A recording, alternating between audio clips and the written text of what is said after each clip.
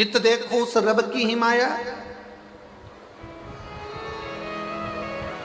यदि सबके हृदय में, सबके चित्त में, सबकी वृत्ति में, सबके मन में, सबके हृदय में शंकर बैठा है, यदि सबके अंदर शंकर विराजमान है, ईश्वर विराजमान है, शिव विराजमान है, भगवान विराजमान है, तो फिर भगवान इनको दुख देता ही क्यों है? क्योंकि भगवान ही तो बैठा है ना सबके हृदय में। फिर दुख देने का कारण क्या? फिर तकलीफ देने का कारण क्या? क्यों दुख दे रहा है? क्यों तकलीफ दे रहा है? तो मेरी जीजी जिसने ये प्रश्न किया है, जिसने ये प्रश्न करा है, जिसने ये प्रश्न पूछा है, शंभु जिसने ये प्रश्न पूछा है, जिसने ये प्रश्न किया है, मैं उसको कहना चाहूंगा कि भगवान सबके हृदय में विराजमान है, सबके दिल में बैठा हुआ है। बस दुख की चपेट में वो आता चले जाता है जिसने कभी अच्छे सद्गुरु का सत्संग नहीं किया, जिसने भक्ति को अपने हृदय में उतारा नहीं, जिसने भक्ति को अपने हृदय में नहीं उतारा।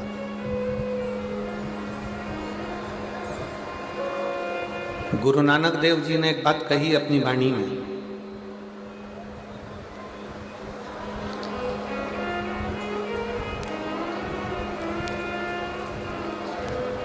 जिस समय पर गुरु नानक देव महाराष्ट्र के ओंडा नागनाथ शंकर मंदिर के सामने बैठे थे,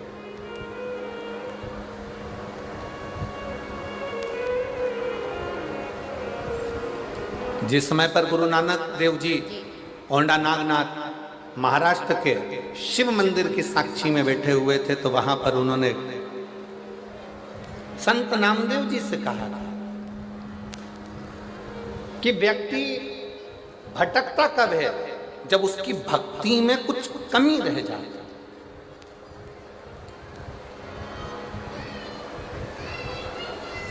जब उसके विश्वास में कमी रह जाती, उसके भरोसे में कमी रह जाती है।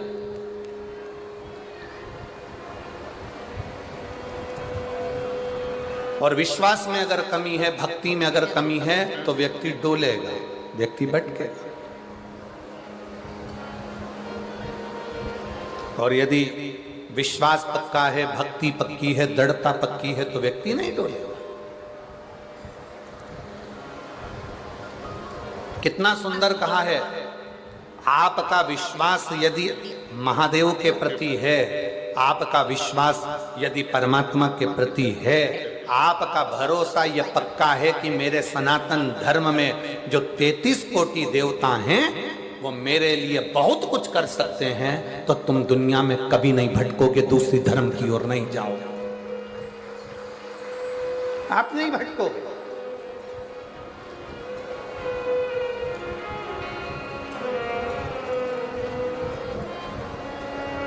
एक कितना सुंदर प्रसंग है।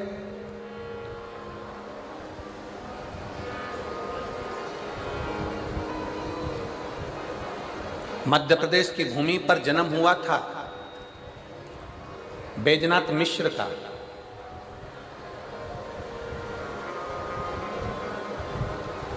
मध्य प्रदेश की भूमि पर एक संगीत का हीरा जन्म लिया था बैजनाथ मिश्र, बेजू बावरा।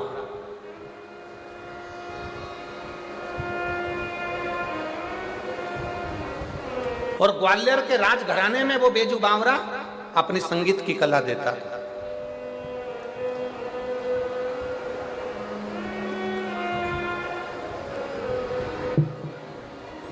अकबर के यहां जो संगीत की कला देता था वो तानसेन था, और ग्वालियर के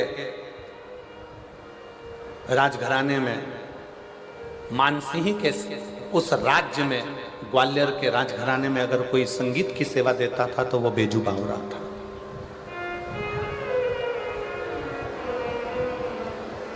बेजू बावरा। एक दिन अकबर को मालूम पड़ा कि ग्वालियर के राजघराने में मानसिंह की उस राज सिंहासन के सामने एक गायक कलाकार बैठता है, एक संगीतकार बैठता है, उसका नाम बेजू बावरा है। बेजू बावरा क्यों?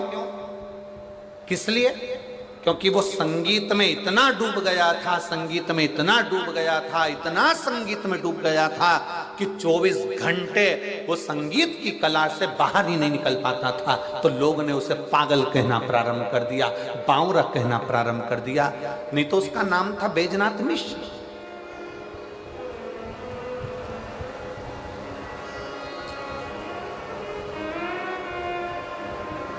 मानसिंह जी के उस राजघराने में बेजू बावरा अपनी प्रस्तुति देता, वहां का रतन था वो, वहां का हीरा था। वहां वो गाता, भजन करता, अपना कीर्तन करता, और मानसिंह जी प्रसन्न रहते हैं।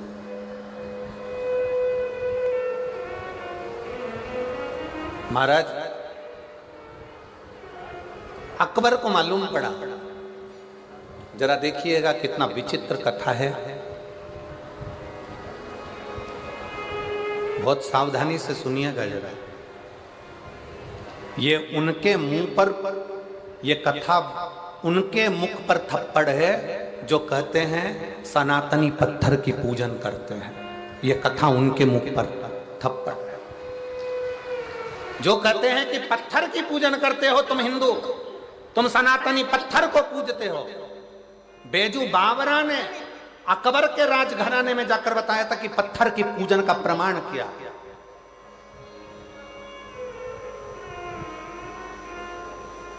बेजू बावरा ने अकबर के राजघराने में खड़े होकर कहा था कि हम मुर्दे नहीं पूजते, हम पत्थर पूजते हैं और पत्थर को पिघलाकर परमात्मा बना देते हैं। ये बेजू बावरा ने कहा,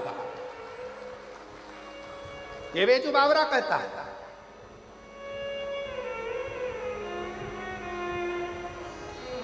अकबर को मालूम पड़ा, सूचना मिली अकबर को,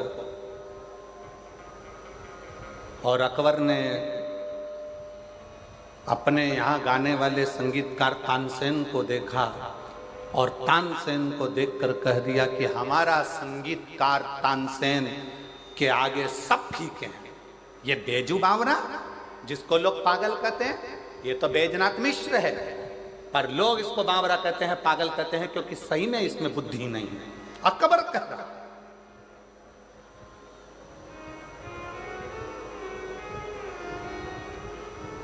अकबर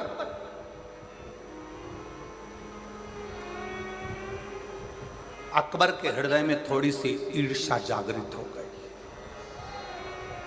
अकबर के हृदय में थोड़ी सी ईर्ष्या, नफरत जागृत हो गई कि मेरे राजघराने में जो तानसेन गाता है वो सबसे पहले नंबर का है, वो सर्वश्रेष्ठ है, बाकी के मानसिंह ग्वालियर के राजघराने में जो गा रहा है बेजू बावरा वो शून्य है। अकबर ने उसी समय पर डोंडी पिटवा दी। पूरे नगर में, पूरे क्षेत्रों में, सारे प्रदेशों में आवाज गई, नगरों में डोंडी पिटाई गई कि हमारे तानसेन को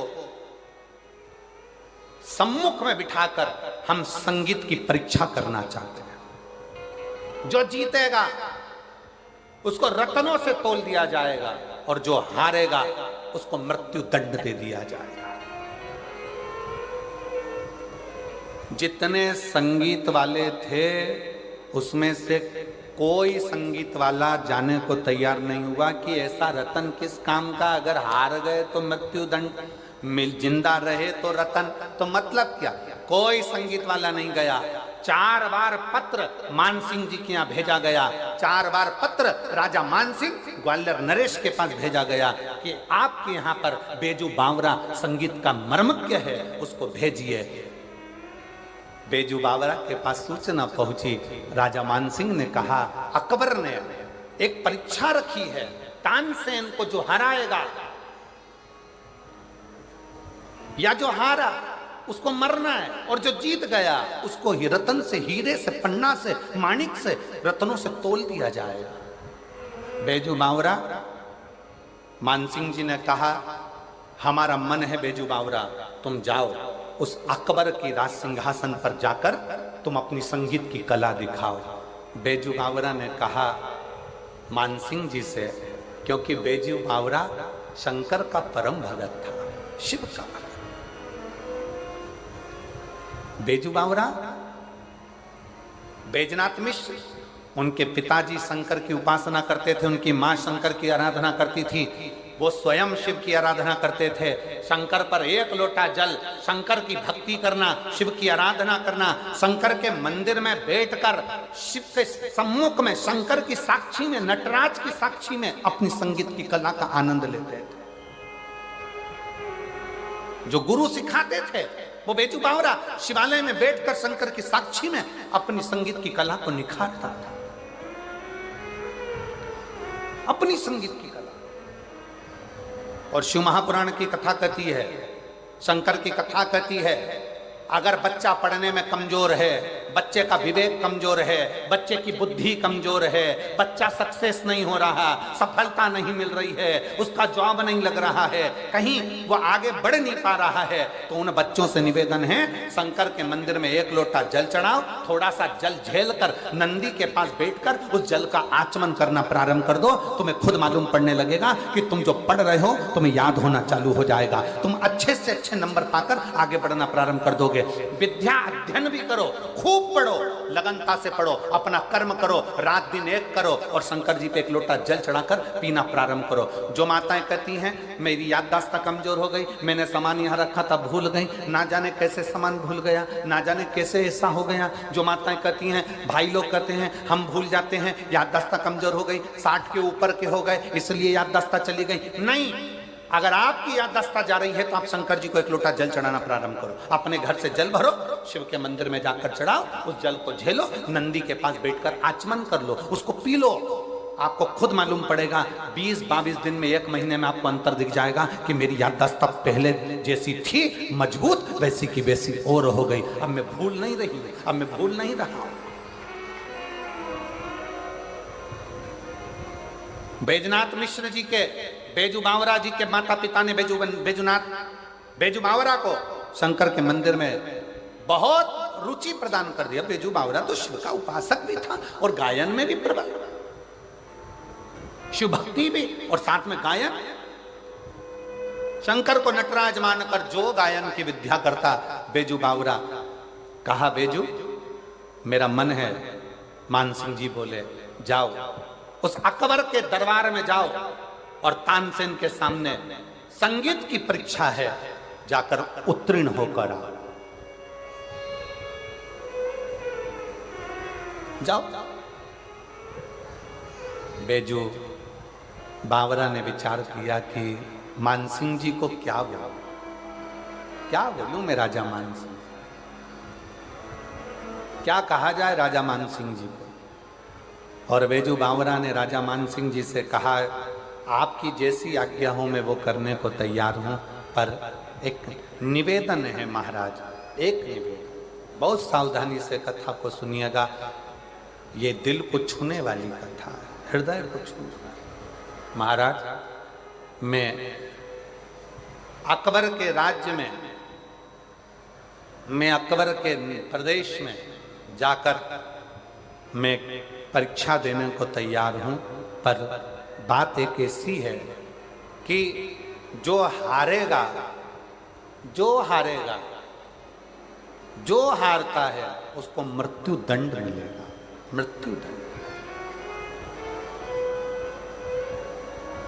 जो हारेगा उसको मृत्यु दंड मिलेगा, बात केवल इतनी सी। तो मानसिंह जी ने कहा बेजू बावरा से, क्या बेजू बैद्यनाथ क्या तुमको अपने आप पर भरोसा नहीं है? बैद्यनाथ ने कहा मुझे अपने आप पर भरोसा पूरा है। फिर दिक्कत क्या है? दिक्कत यह है कि जो हारेगा उसको तो मृत्यु दंड मिलेगा ना, चाहे कोई भी हारे मृत्यु दंड तो उसको मिलेगा। मरेगा वो, मर जाएगा। क्या चाहते हो? बेजू बावरा ने कहा मैं जाऊंगा तानसेन के सामने। परीक्षा की घड़ी थी। अकबर ने कहा बेजू बावरा से, सुन रहे बेजू बावरा, मैंने सुना है तू मान सिंह जी के यहाँ पर गायन का बहुत बड़ा उस्ताद है, बहुत बड़ा संगीतकार है। तो बेजू बावरा ने हाथ जोड़कर अकबर के सामने कहा कि मैं काय का बहुत बड़ा उस्ताद, उस्ताद तो मेरा वहीं रह गया, वो कैलाश अधिपति, वो शंकर, वो शिवालय में रहने वाला मेरा शिव, वो रहा, वो उस्ताद, वो उस्ताद। बस मालूम है ना बेजू बावरा, जो हारेगा उसको मृत्यु दंड मिलेगा। मालूम है ना तेरा? जो हारेगा उसको मृत्यु दंड मिलेगा। मालूम है तुझको? हाँ मुझे मालूम, मुझे ज्ञात। तुझे ज्ञात है? हाँ मुझे ज्ञात। और शंभु शरणे मांगू घड़ी दुख काटो, दया करीन दर्शन हो। शंभु शरणे मांगू घड़ी रे दुख काटो, दया करीन दर्शन हो। दया करीन दर्शन, शंभु शरणे मांगू घड़ी रे दुख काटो, दया करीन दर्शन। तेरे को मालूम है ना? हाँ मुझे मालूम है। परीक्षा चालू हुई, एक तरफ तानसेन, दूसरी तरफ बेजू बावरा।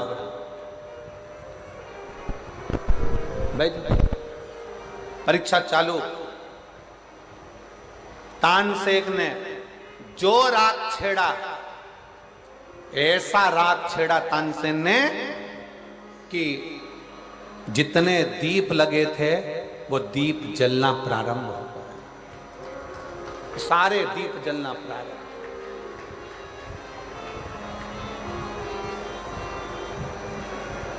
सारे दीप। अब जो दीप जलना प्रारंभ हुए तो दीप जलते जलते जलते जलते जलते जलते उस दीप, और जैसे ही आग लगना प्रारंभ हुई, तानसेन ने तो लगा दी आग। अब आई बारी बेजू बावरा की। बेजू ने देखा कि सबके कपड़े जल रहे हैं, दीप जल रहे हैं, तो जो दीप जलते हुए देखा तो बेजू ने तुरंत अपनी राग को जो छेड़ा तो जल वृष्टि होने लगी, पानी गिरने लगा, और पानी गिरने लगा तो जितने दीप थे वो बुझने लगे। जो कपड़ों में आग लगी थी वो सारी की सारी बुझने लगी, सारी की सारी।